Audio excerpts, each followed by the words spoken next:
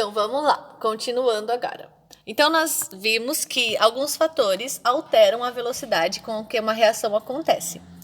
Mas será que todo reagente sempre será transformado em produto? Ou seja, 100% das ligações que eu tenho no reagente vão ser quebradas e formarão novas ligações nos produtos? Vamos ver sobre isso. Para a gente entender isso, a gente tem que entender um pouquinho sobre reações reversíveis.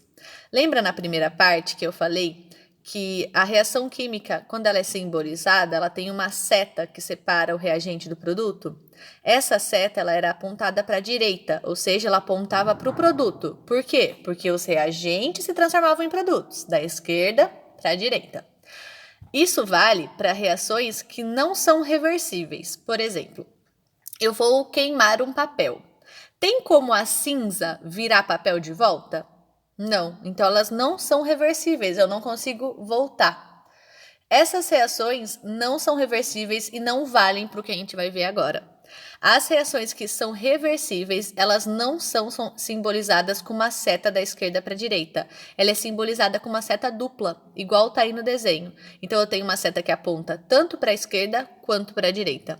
O que isso significa? Significa que quando eu for fazer a minha reação, eu vou ter reagente virando produto e também terei produtos virando reagentes. Nos reagentes dessa reação, nós temos o SO2 e o O2, e eles estão sendo transformados em SO3. Isso significa que, ao mesmo tempo que eu estou formando SO3, eu vou ter SO3 virando O2 e SO2, porque essa reação é uma reação reversível. Então, vamos entender o que vai acontecer durante o desenvolvimento, o desenrolar dessa reação. Lógico que tudo acontece ao mesmo tempo, mas vamos só entender os processos. No início, eu coloquei o SO2 e o O2. Eu só tenho reagente, então não tem como o produto virar reagente nesse momento, porque eu não tenho produto ainda. Então eu vou ter SO2 e O2 colidindo e se transformando em SO3. Esses SO3 vão ser formados. A hora que eu tiver uma quantidade considerável de SO3, esses SO3 também vão colidir. E quando eles colidem, eles vão virar SO2 e O2 de novo.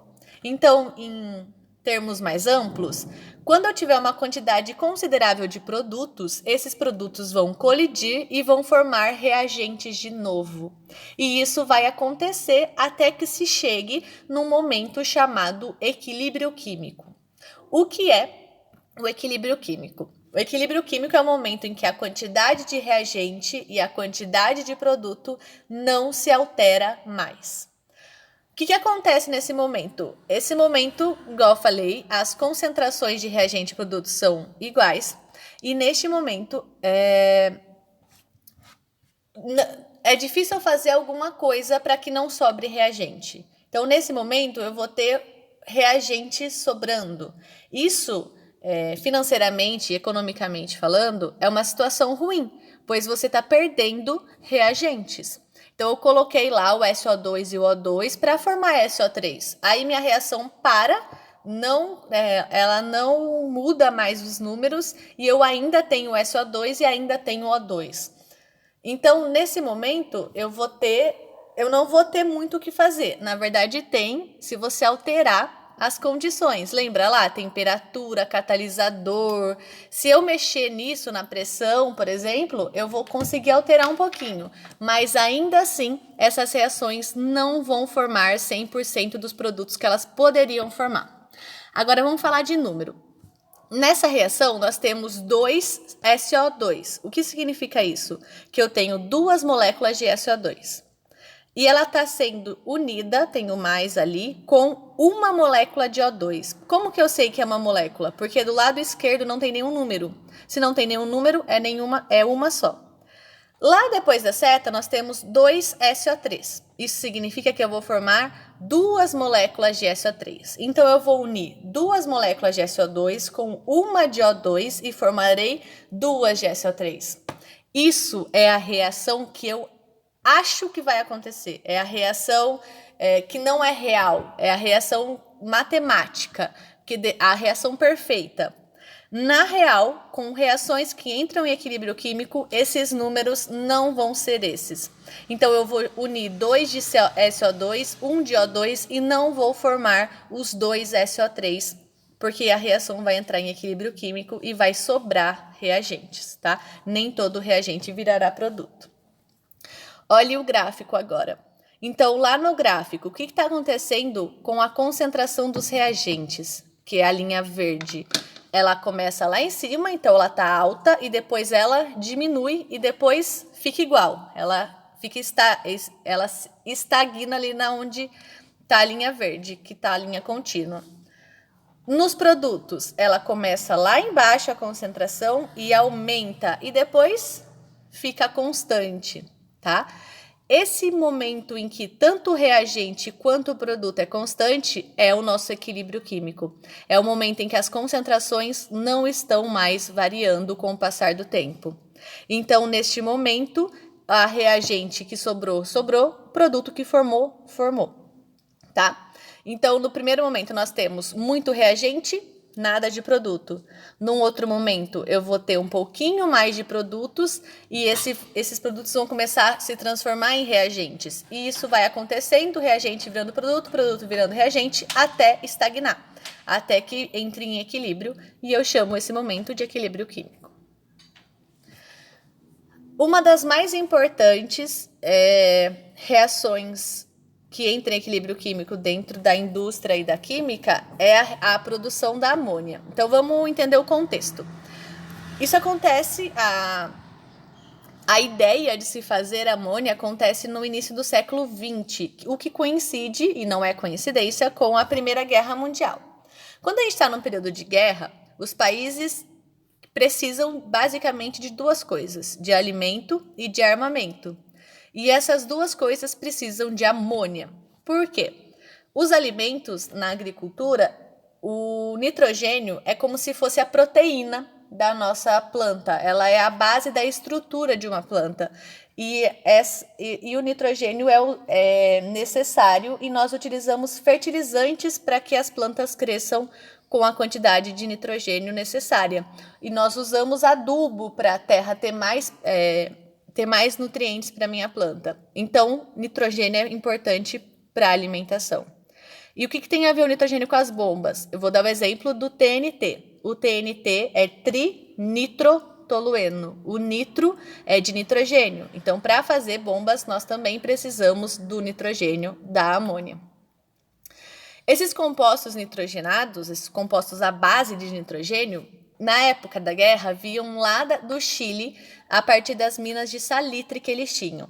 Como todas as minas, mina de carvão, mina de ferro, mina de ouro, nós temos o problema delas serem infinitas, então elas acabam. E quando vai se aproximando do fim dessas minas, nós temos a elevação do valor, porque tem muita procura e não tem tanto produto assim para ser vendido, ele aumenta o valor. Então, os países em guerra começaram a pensar uma forma de não depender mais do Chile e das suas minas de salitre. Quem fez isso com eficácia foi a Alemanha, um cara chamado Fritz Haber, e eles conseguiram produzir amônia em laboratório. Então, eles conseguiram sintetizar amônia. Esse é o nome da reação. A amônia, ela é basicamente feita de nitrogênio e hidrogênio. Basicamente não, totalmente. Vamos olhar a reação da amônia aí. Nós temos o nitrogênio, o N2, mais 3 moléculas de gás hidrogênio, que é o H2. Esses dois são gasosos. Como que eu sei que eles são gasosos? Porque tem o G entre parênteses aí. Então, nós temos um N2. Por que é 1? Porque à esquerda não tem número nenhum. Se não tem nenhum número, é 1. Então, um N2 reagindo com 3 H2. O que eu estou formando? 2 NH3, gasoso também. Esse NH3 é a amônia. Então, quando eu reajo um nitrogênio com 3 hidrogênios, eu formo 2 amônias. E sim, isso está correto. Não é 1 para 1, não. Eu não vou fazer 1 e formar 1, tá? Lembrem que eu vou quebrar as ligações e formar novas ligações nos nossos produtos. Então, a gente viu que a gente precisa de nitrogênio e hidrogênio gasoso.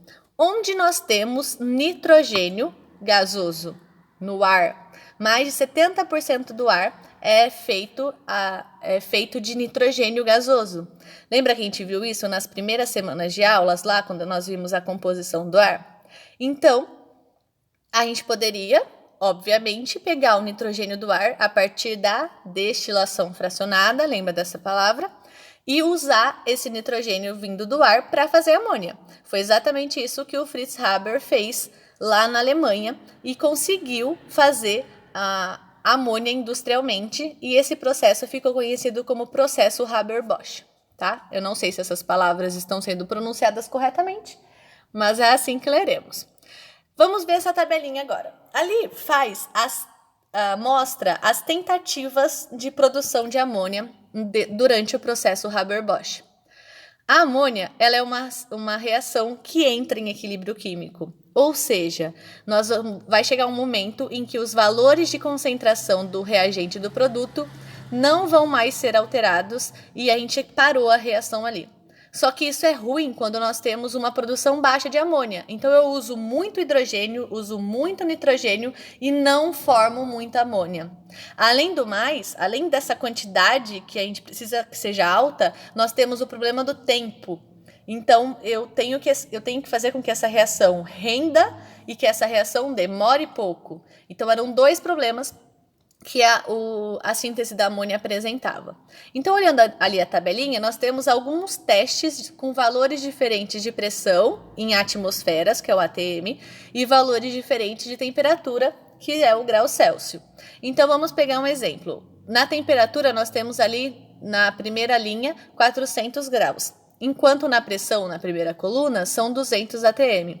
Isso rendia 38,7 de amônia. Agora vamos lá no valor mais alto de temperatura, 600 graus. E no valor mais baixo de pressão, 200 graus. Nós vamos ter 8,80 de amônia sendo formada. É um valor mais baixo ainda.